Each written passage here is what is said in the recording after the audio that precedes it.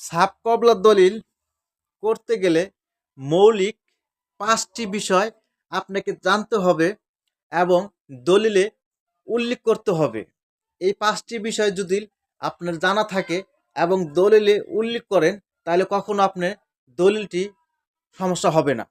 আর এই ৫টি বিষয়ের একটি বিষয় যদি আপনি ভুল করে ফেলেন, তাহলে ভবিষ্যতে আপনার দলিলটি সমস্যা হতে পারে। তা জেনে নেওয়া যাক কোন কোন বিষয়গুলো। ১ নাম্বার হচ্ছে, যিনি জমিটি বিক্রয় করবে বা যিনি বিক্রি করবে তার কাছ থেকে A to Z সম্পূর্ণ কাগজপাতি জেনে নেওয়া বা দেখার দরকার।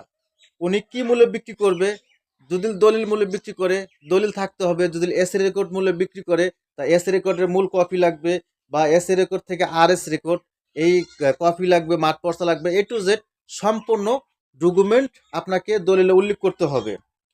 দ্বিতীয়ত, যিনি জমিটি ক্রয় করবেন তার পরিচয়পত্র বা তার নাম, তার ঠিকানা, তার বাবার নাম, ডাকঘর এবং থানা।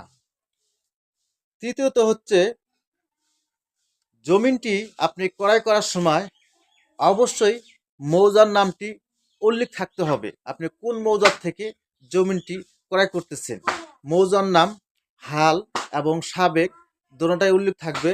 এবং দলিলে আপনাকে চৌধি করে নিতে হবে যে আপনার উত্তর পাশে কে, দক্ষিণ পাশে কে, পশ্চিম পাশে কে, পূর্ব পাশে কে।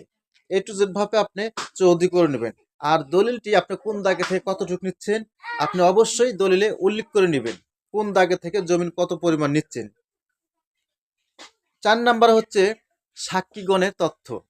যিনি সাক্ষী দিবে দলিলটা, তার বাবার নাম, তার মার নাম, তার নাম, তার থানা এবং পোস্ট অফিস এবং তার গ্রামের নাম। তারপরে ৫ নাম্বার হচ্ছে, দলিলটি সম্প্রদায় করার সময় নির্ধারিত একটি তারিখ, যে তারিখে দলিলটি করা হবে, দলিলটি পার হবে, তারিখ, মাস এবং সাল। অবশ্যই এই জিনিসগুলো আপনি সঠিকভাবে এই ৫টি তথ্য দিয়ে দলিলটি পার করবেন।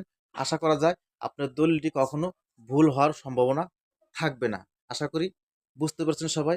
এর পরবর্তীতে আরও ভিডিও দিব। সবাই আমার এই পেজটি ফলো দিয়ে পাশে থাকবেন। ভালো থাকবেন সবাই।